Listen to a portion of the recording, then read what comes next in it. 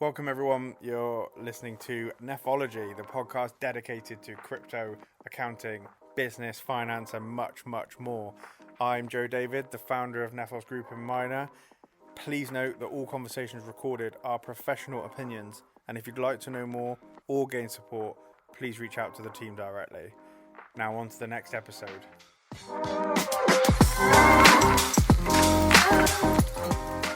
Hello, everybody, and welcome to part 2 of our DeFi mini-series. I'm Tom, the DeFi accounting specialist at Minor, and today I'm joined by Chris. Chris, would you like to introduce yourself? Hey, how's it going, everyone? I'm Chris, otherwise known as NF Thinker in the DeFi world, and pseudonymity is one of those things we'll get into soon. But for myself, I am an American living in the UK, trying to be a tax-compliant person in the world of crypto. And I actually met Tom at one of the events that we both attended. It was an Ethereum event. And we struck up a good relationship. And Tom is actually advising me with my taxes. That's just, I just want to put that disclaimer out there.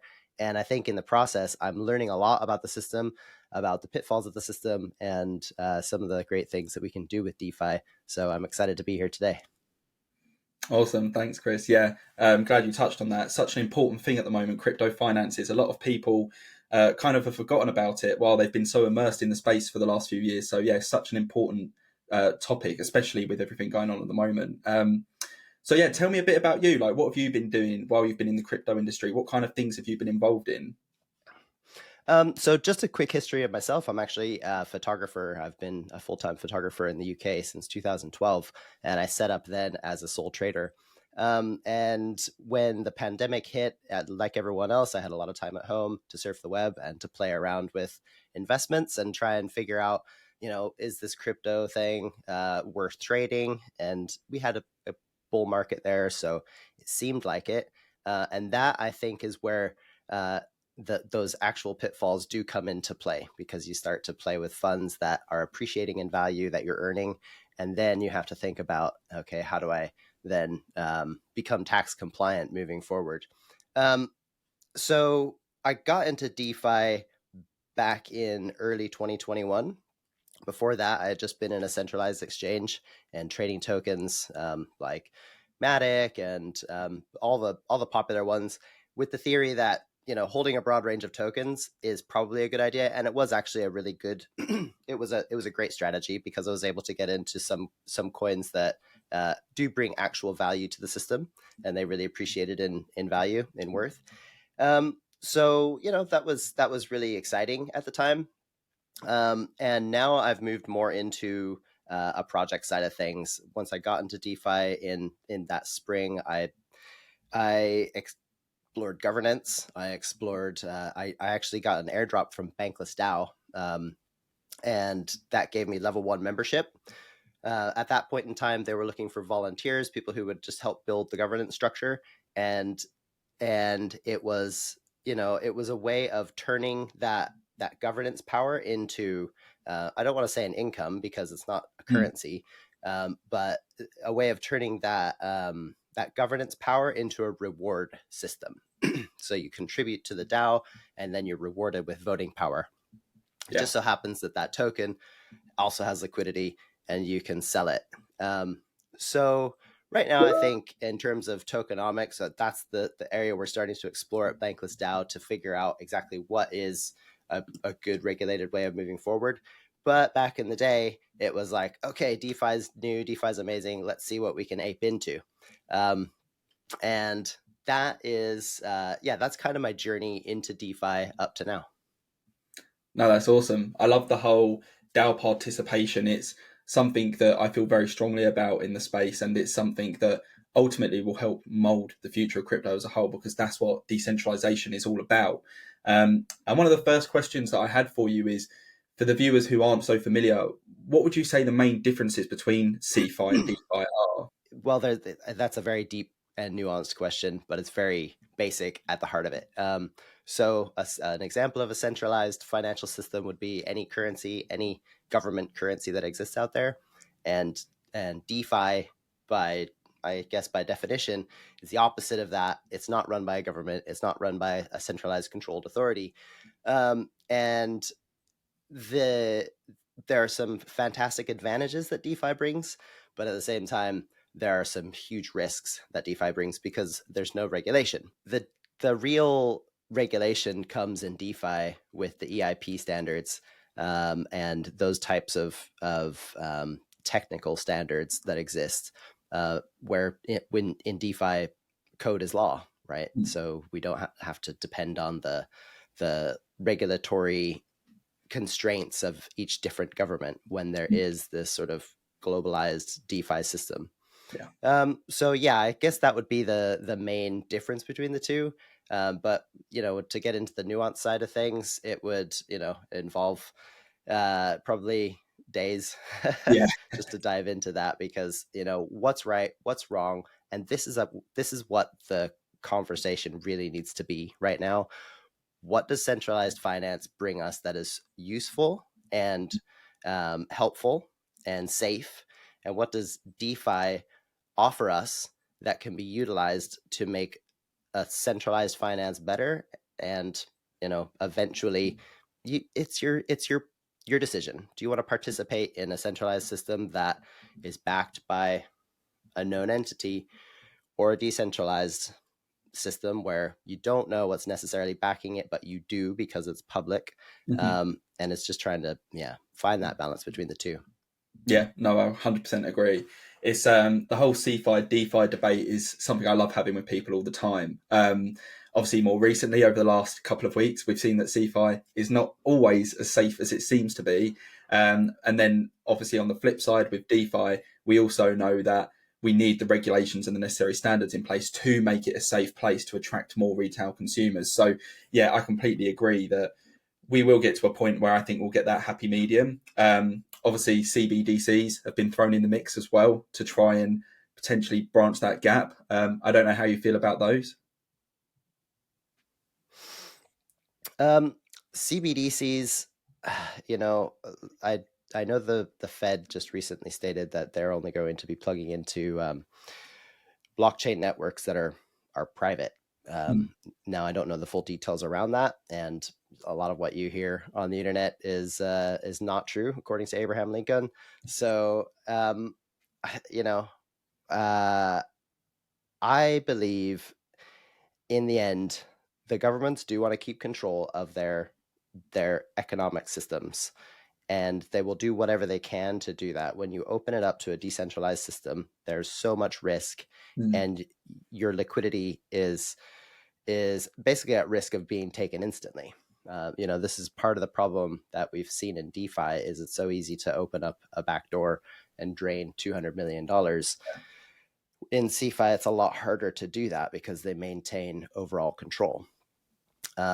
So CBDCs can help in that way. They can provide that stability.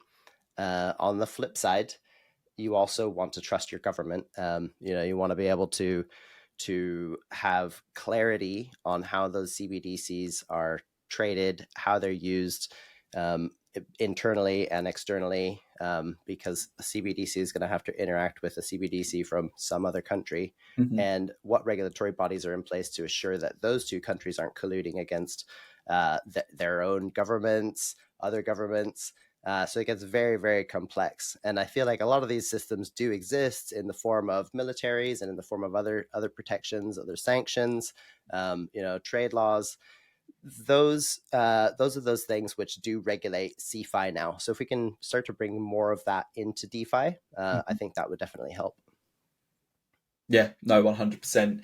The whole discussion about CBDCs, I agree, it's an interesting one. There's obviously been talks about the British pound CBDC, and how that there could potentially be limits on households that could hold it. But yeah, I think until we actually get to a stage where we can see it live in action, I think it'll be hard to give a real opinion on it until we get to that stage, I think.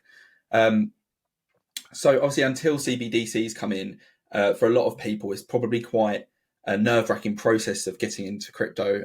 Obviously, for crypto natives like me and you, we interact with smart contracts and stuff every day. It's very fluent for us. But for a lot of people, the thought of creating a wallet, having to on-ramp, having to interact with all these different things is probably, like I said, nerve-wracking. So when people are looking to enter crypto, one of the most important things is self-custody. What do you think the benefits are of self-custody? Yeah, so I was giving this a lot of thought recently with the banking crisis, and self-custody is it brings a lot of potential benefits, and it's extremely risky because, like we mentioned before, it's easy to drain an account like that. So if you have $50,000 or $150,000 or your house on the blockchain, how easy is it for someone to come in and swoop up that contract, and then it's no longer yours? So the main benefit of self-custody, let's just start right there, is the fact that you control your funds. You've probably heard not your keys, not your crypto, not your keys, not your coins. That literally means that when I put my money, coins in the bank, my cold wallet, nobody's touching them. A bank is not going to rehypothecate that to 90% and send it out to some investment. Maybe, a centralized form of what FTX was doing. So I control that 100%. If I don't show anyone my keys, nobody will ever get it. And there's some great ways of putting code into your wallet so you can forward it to another wallet if you can die. Those sorts of things are on the horizon. So people are solving for those types of issues. But the main part is, beyond having your key, you also have no way to get back into your wallet, right? So if you lose your password in your device and you lose your key, then that's it. Your funds are gone. Like the guy driving the excavators through the landfill over here in the UK trying to find his millions of dollars of Bitcoin. Unfortunately, that's gone. There's no way of getting that back. And the thing is, what people often fail to understand is the Bitcoin wasn't on the hard drive. That's just a hard drive. The Bitcoin still exists in a wallet on the blockchain, and it hasn't gone anywhere. If somebody in 1,000 years, if Bitcoin still exists, finds that hard drive in a landfill that they're excavating by hand after, post-apocalyptic, they'll have all that Bitcoin in their hand. So they'd have to figure out a way to decrypt it, but they'd have the hard drive and they'd be able to access that wallet. So risk is you lose access to your wallet. The risks go far beyond that, but the main risk is that. The benefit is that if you lose a pouch full of money in the river or your wallet, that's gone forever. You can disintegrate. Unless it's gold, your stuff's going to get stolen and taken away or turn into dust. But Bitcoin doesn't do that, and Ethereum don't do that. Or Ether don't do that. They sit on the blockchain, and all you have to do is get your keys back and access your code. So it's another one of those. The benefits of cryptocurrency is that it's easier to transport across borders. So if you are a refugee and you're leaving somewhere like a war-torn country, or you can't get through, you're in a country that is maybe under control of centralized authorities who do nasty things like take bribes, you can get through your border without them even knowing that you have that money. All you have to do is remember 12 or 24 words. You get to the other country, access your funds, and then you can off-ramp that. And that's a very extreme case, but it is a case that people face every single day. So I feel like crypto is solving for a lot more than just people being able to safely hold their funds in an investment way. It's a great way to transfer funds legally and also risk-free. Yeah, no, exactly. I love some of the examples you use there. And I'd just like to stress to everybody listening, never give your seed phrase out to anybody. It's such an important thing. Keep it yourself. Never share it. Yes. If you're worried about where to store it, honestly, I think the best and safest option is to get one of the engraving seed reminders that you can buy. That way, if your house burns down, it's safe. If you drop it in water, it probably won't, it's not going to rust quickly, all of those kinds of things. Make sure you've got it in a safe place that it can't get damaged. So a couple of the other those engraving sheets are cool. Yeah. Yeah, definitely. It's Sorry, something go that ahead, Tom. I definitely need to look into for sure. I feel like I need to step up my security game a bit. And a couple of the other terms I see thrown around quite often are cold storage and hot storage, or cold and hot wallet. What are the differences between those, and why would you recommend one over the other? So a hot wallet is pretty much what most people will have. And a hot wallet is a MetaMask or any wallet that exists on your mobile phone or on your computer that's connected to the internet. In your browser, for example, if you have a MetaMask extension in Firefox or Chrome, or you use a Brave wallet, a Brave crypto wallet, and even some of these new wallets that you're starting to see pop up, like different dApps can just create a wallet using account abstraction, and then you can move those funds at a later point to your own wallet. Those are all hot wallets, and it means basically they're connected to the internet and anyone can access it. A cold wallet is a ledger, which I do have one here. Show you that side because it has an identifier on the other side. But basically it has these buttons here and a screen turns on, and that one has nothing on it, but it will do later, and it will be moved to a cold storage place. So that wallet basically holds the code that allows you to access that wallet, right? So you have to plug it into your computer, and then you just put your password in. You don't have to put your seed phrase in every single time. And this is another thing that I think people sometimes fail to realize.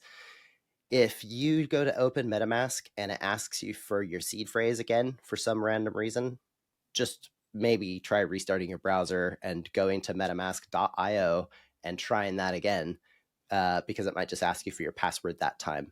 And that's very, very, very important, because if you do put your seed phrase, I know someone who did this, they put their seed phrase in and they had their funds stolen. So it was essentially an extension or a pop-up or something that jumped up on Firefox and came up to bite him. So yeah, that seed phrase is very important. You mentioned earlier about the engraving kits. You can get the Mylar ones and you just write on the Mylar, and you stick that in a steel tube, and then it's fireproof, like you said. And that's probably the safest way to store your key. Yeah, absolutely. And like you were saying about how the pop-ups and stuff can occur, unfortunately the crypto industry is still, suspect to scams, and is still very much a difficult place to navigate at times. So that's why, like you said, always double check what you're doing, refresh it, make sure you're checking your URL, make sure you're on the right site. Like, just make sure you're double and triple checking everything before you even decide to interact with a smart contract or move funds. You can never be too safe when dealing with finances. So 100%. one of the next things I wanted to go on to was, how do you safely create a wallet and interact with decentralized apps? The safest way to create a wallet, there are so many wallets out there, but the safest way to create a wallet is basically what we touched on. Make sure you don't take a screen grab of your seed phrase. Make sure you don't write your seed phrase in a text file called passwords and save it on your desktop. If you have done that and you're listening right now and your password has ever been on your desktop, your seed phrase has ever been on your desktop, do not use that wallet ever to store a lot of money, because your password has already been potentially seen, and they don't have to do anything with your seed phrase now. They can monitor the balance. When the balance gets over a certain amount, then they can put your seed phrase in and take your money out. So if your seed phrase, again, if a seed phrase has ever been screenshotted or written down in a file and saved anywhere on your computer, it doesn't have to be password on your desktop, just like an unencrypted file, you should probably take all those funds and move them to another wallet, and maybe use that wallet, the old wallet, as a burner wallet. And a burner wallet just means you can buy and trade NFTs, you can buy and trade tokens on there, and you connect it to your hot wallet. So that's probably the safest way to start one. And if you'd like, there's some further levels to that to get a little bit more secure.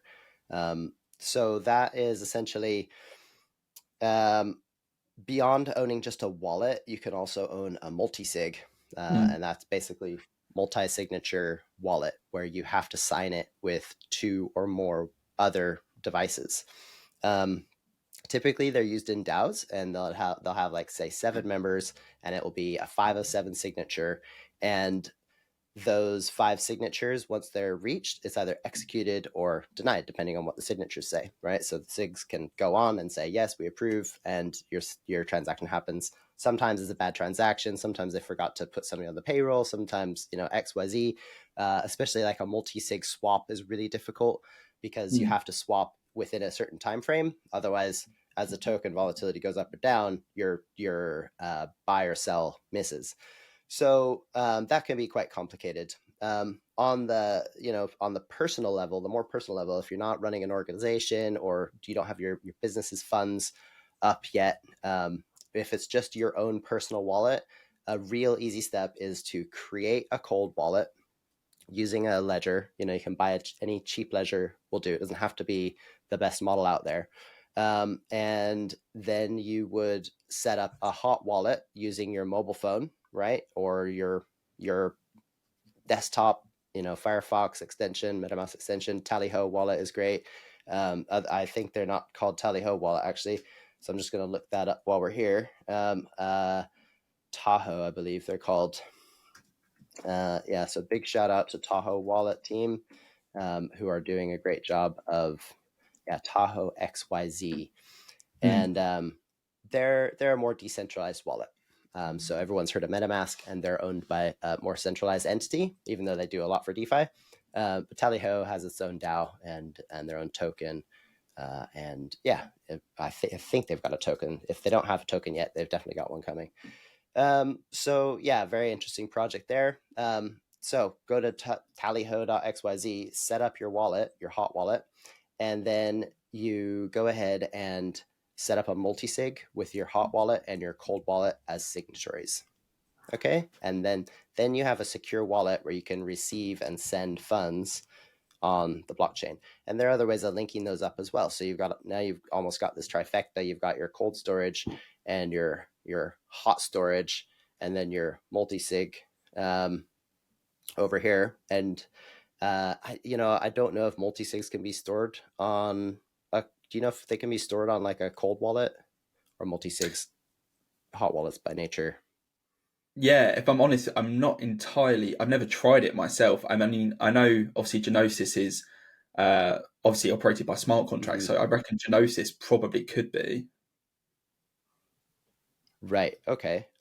So there's layers of security that you can add on to every single step. But with your trifecta, now you've got your multi-sig, your cold wallet, and your hot wallet, which could be your mobile device. And if you want to access anything from your hot funds, then you have to also plug in your cold wallet. That's a strategy out there, which is relatively easy to implement. But on the most basic side of things, if you don't have a cold wallet and you want to participate in DeFi, or you want to start collecting NFTs, or you want to just own some DAO tokens, it's really easy to go to Tahoe.xyz or any one of these other hot wallet sites. If you have a Coinbase account, that's another way of doing it. You can sort of move from CeFi to DeFi by setting up a Coinbase account, a Coinbase wallet, and that is fully DeFi. Now, I think like the last thing that I'll say on that is just essentially in CeFi, you've got that protection, and in DeFi, you don't. So if you're in Coinbase and somebody says, hey, I've got this great investment opportunity, you need to create a hot wallet and send your funds to this website, and then it will start generating yield. That's a way for them to steal your money. So just be careful of that. Like, you're not on Coinbase centralized anymore. If somebody from like Coinbase Investments reaches out to you, that's not a thing, right? So Don't be fooled by that. Don't be fooled by people saying, oh yeah, this lives within Coinbase, because Coinbase would be very clear what they offer on their website. And if it doesn't exist there, it is probably not an opportunity you want to invest in. Yeah, no, exactly. I completely agree. You quite often see in Telegram a lot of people put in their name, won't DM you first, and all those kinds of bits. Just make sure if someone does reach out to you, you double and triple check that the username is the same. But obviously, 99% of the time, if it says I won't DM you first, they probably won't. So just make sure to do your due diligence there. And just something I wanted to touch on around the dApps point, where you're connecting your hot wallets, etc., to different dApps. Something that I quite often do to make sure that my wallet isn't connected to anything potentially malicious is you can actually check what sites your wallet has been connected to and is connected to, and you can go through and remove those. So that's something that I do on quite a frequent basis as well. Do you do that through revoke.cash? I do that directly through MetaMask.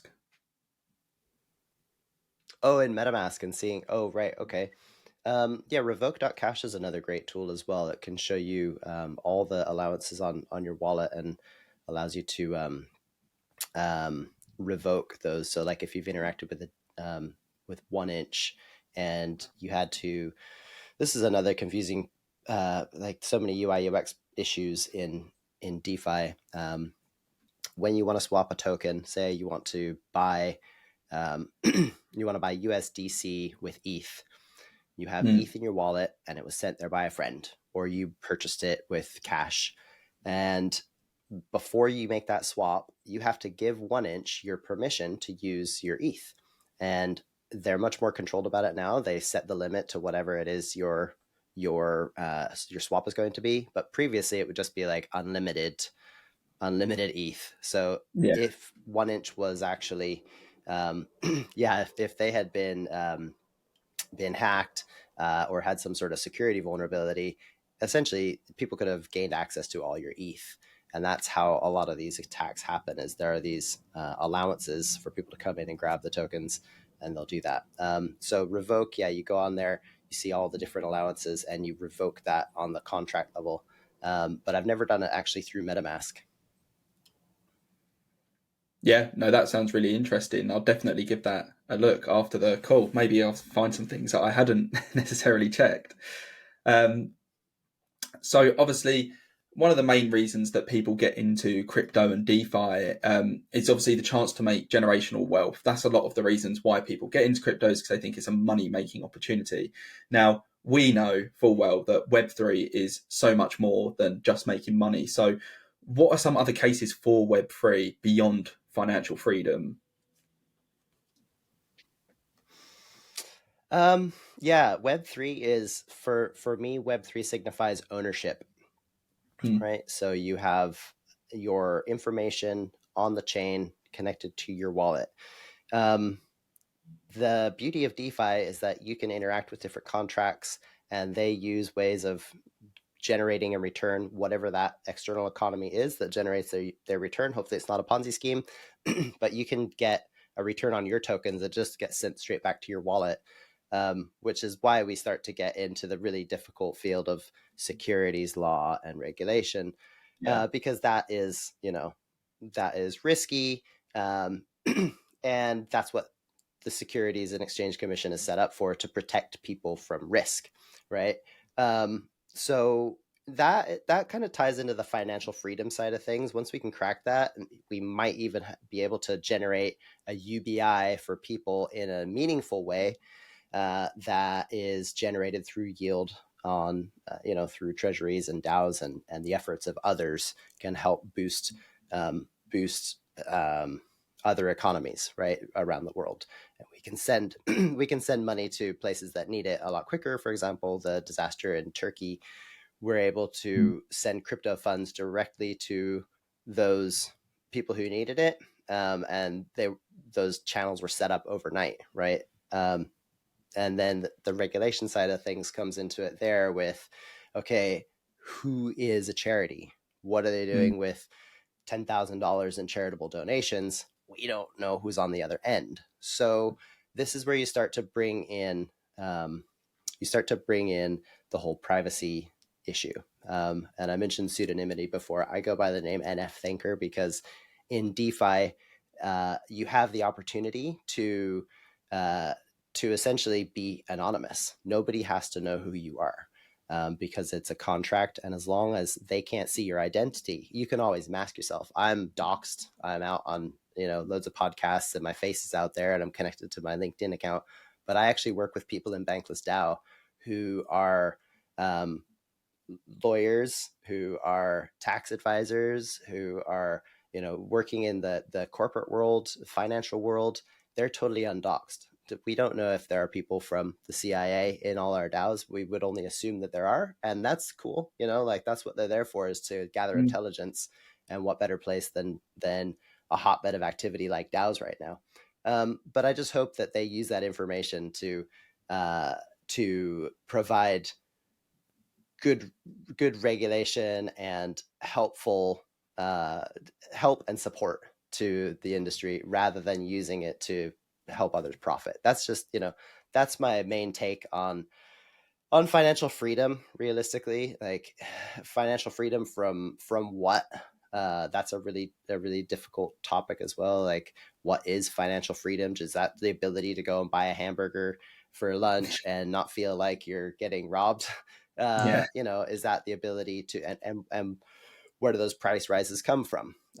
We obviously are tied to a financial system that is dragging us along with them, and we can't quite support ourselves with it. And I think DeFi was also kind of born of that, right? You go back to the original Satoshi Nakamoto, basically his manifesto, right? The Bitcoin white paper, and that talks about financial freedom. So we're working towards that. We've uncovered something totally new along the way. And Ethereum has definitely helped with that, because Ethereum allowing for smart contracts equals more than just ownership of a token of Bitcoin. It equals, or a currency, I guess you could call it. It equals ownership of a contract that is backed by its own currency, which is ETH. So you now have this robust ecosystem, and you have ownership on top of it. So you can actually buy a house and own the contract to that house in a smart contract on the Ethereum blockchain, and it will exist there forever, and nobody can come in and steal it unless they steal your keys. So that's your ownership is one major part of blockchain that goes beyond financial freedom. And then ownership of your privacy as well, ownership of your data. Your Facebook and all the huge companies out there are very interested in our data. A lot of them sort of work together to share data. And then there's companies like Apple who use that data to better their own products. And if you're good enough to be able to work with Apple, then maybe you can tap into their network. And that, Apple's a very centralized system. And then you could look at like Android or Android or Windows as a more decentralized system.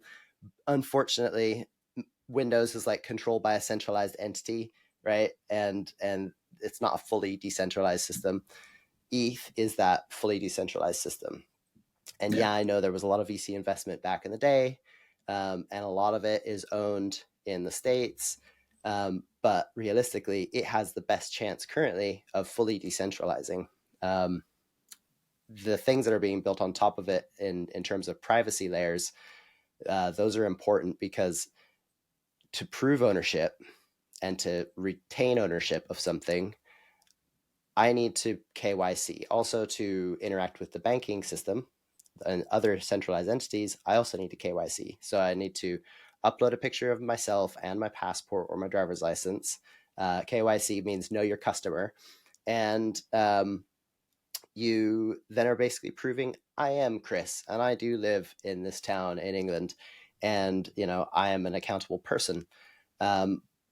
Hopefully we can use that to recover funds in the future. Hopefully we can use it to avoid the theft of funds in the future, building in KYC steps. But those KYC steps will always revert back to the law of a central government, right? Because I have to upload my British driver's license to show that I am me, and that now I belong to Britain, right? So at then what point do we become sort of nation 3, the new the new decentralized nation, and what comes with that as well. So it's a really amazing time that we live in right now. We're at many forks in the road. A lot of it's being driven by AI currently. Yes. But that's a whole other kettle of fish to fry. And I can see Web3 kind of integrating with AI to hopefully make the world a better place. And yeah, we can actually own things both in the real world and on chain. No matter what Klaus Schwab says, I will own things and I will be happy.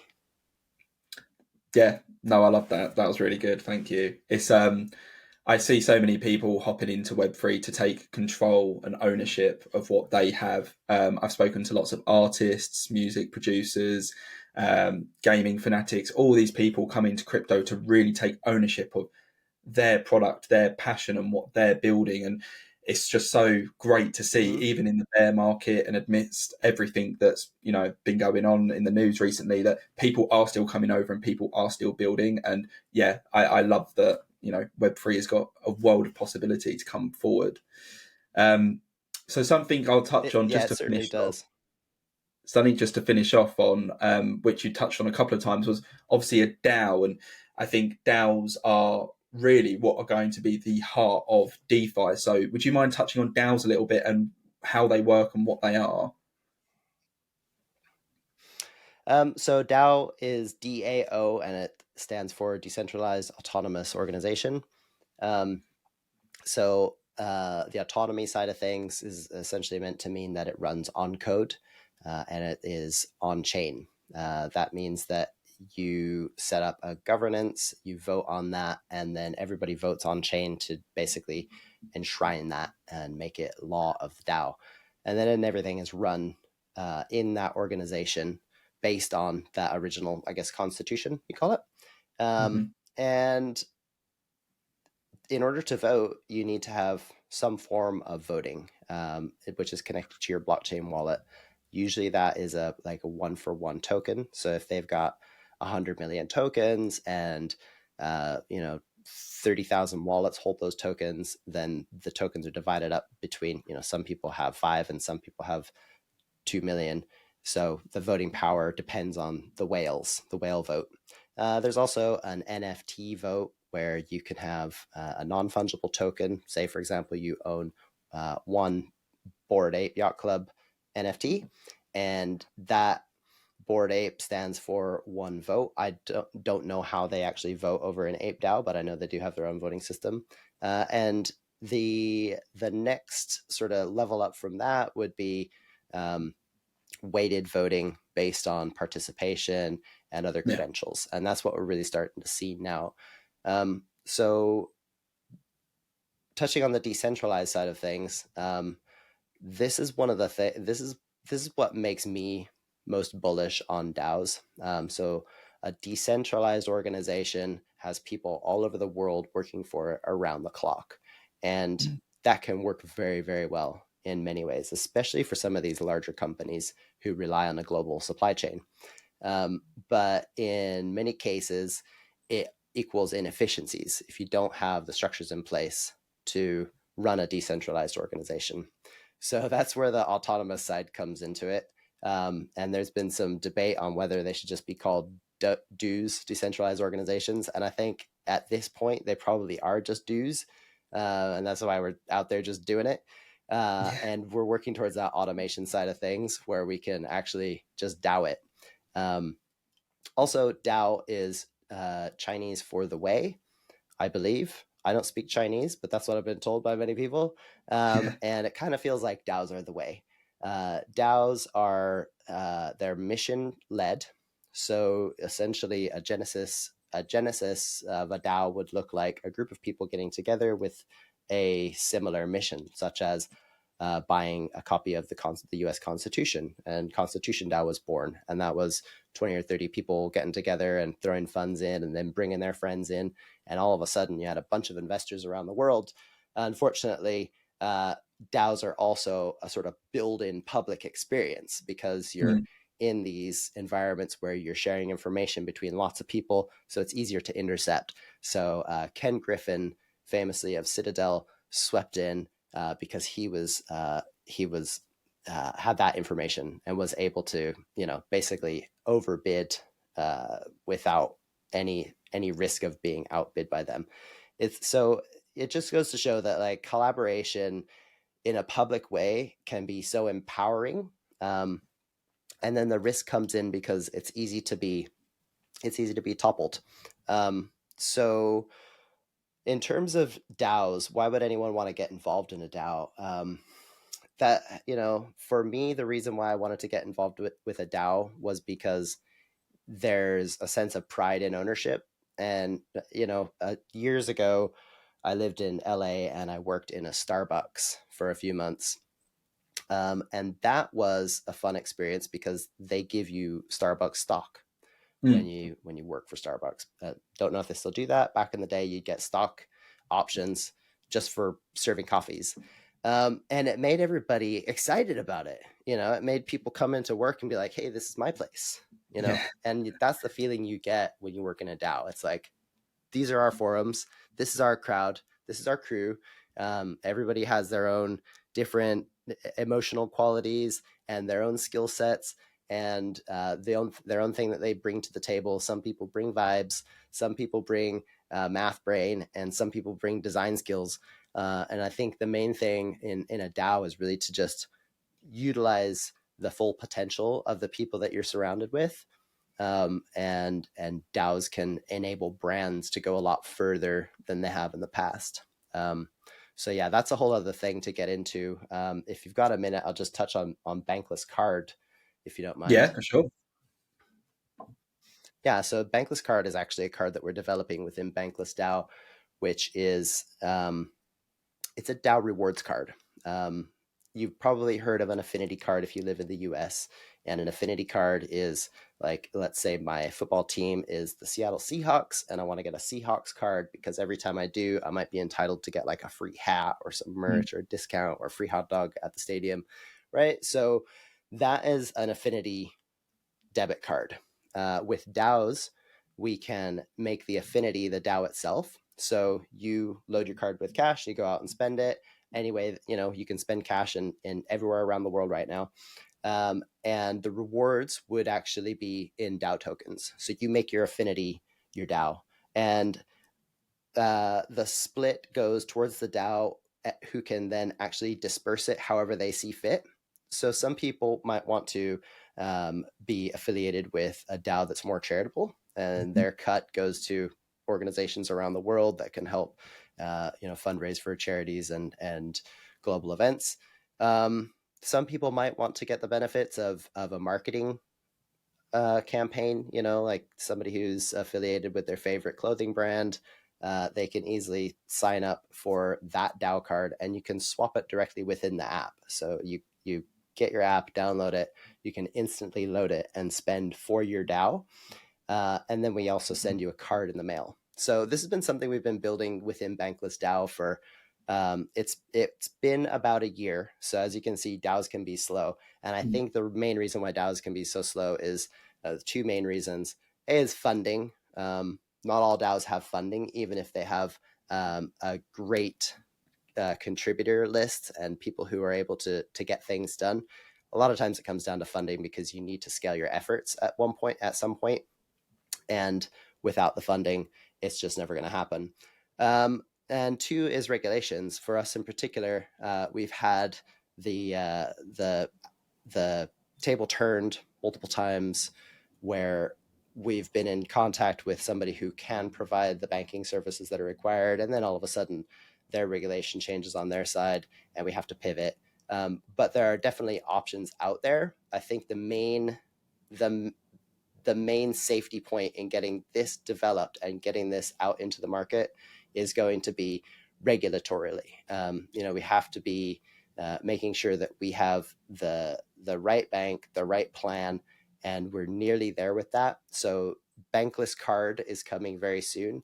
It's going to be a DAO affinity card, and I really can't wait to present it to the world.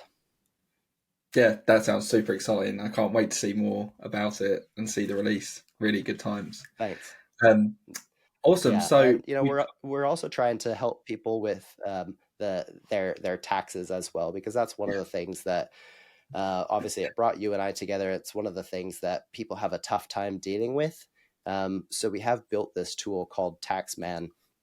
If you're a DAO contributor out there and you want to run your DAO taxes on this, you basically just connect your wallet and it reads the tokens. It doesn't have any signatures required for transactions. So you won't be doing a transaction on the blockchain. It's just going to be reading the contents of your wallet. And then it will give you the chance to mark that as not income. Otherwise, it's defaulted as income. And then it will tell you how much you've earned over the year in the different DAO tokens. And it will tell you how much but then you can download a CSV and you can plug that into your own tax program. And that will tell you how much you owe on your taxes. But yeah, that's one of the things that we're trying to do to make it easier to contribute within a DAO. The DAO tokens will also be used for staking. They'll also be used for voting. And legal complexities come along with that as well. So we just need to make sure that's done right. But on the most basic level, when we launch at MVP, it's going to be a token to earn yourself DAO tokens and generate interest for the DAOs out there and hopefully get more people to form their own DAOs. Yeah, absolutely. No, that sounds really, really good. Just touching on the tax point, it's great that you guys now have a feature within your platform to help people make that process even easier, because 9 times out of 10 people completely forget about that process and now they've got it in front of them. So there's everything you need there to get started. So Chris, if anybody wants to get in touch with you, learn more about DAOs, learn about anything you've spoken about today, how should they get in touch with you? Well, I participate in many areas within the DAO space. Bankless DAO is one of them. Bankless Card, if you want to check that out, please go to banklesscard.xyz. I'm also involved in building an investment DAO currently called Fight Club, and we're creating a educational cohort, and we're also running roundtables on things like crypto laws, crypto taxes, just operating and investing within the crypto space. That's called fightclub.vc. You can check that out. And White Hat DAO is a security DAO, and we're interested in code audits, safety ratings, that type of thing. We've actually been through a couple Gitcoin rounds and raised some funding to create safety ratings process. And we'll be publishing safety ratings data in a public way on our site. And we're actually working towards creating a technical standard through DAOstar with that as well. Another launch that's coming up around the corner is called Piston DAO. This one is extremely exciting if you're into cars at all and into owning vintage sports cars and accessing vintage sports cars. This is one you want to check out. Piston DAO is coming very, very soon. As for me, myself, and you can find me at the NF Thinker on Twitter. Otherwise, I go by NF Thinker pretty much everywhere else. Or Chris Biele. You can find me on LinkedIn, etc., etc., etc. If you're interested in my photography, because I do that too, it's just chrisbiele.com. And yeah, looking forward to meeting some of you out in the Metasphere. And thanks again, Tom, for having me. Not a problem. It's been an absolute pleasure, Chris. And thank you for everyone listening today. And I'll speak to you all soon.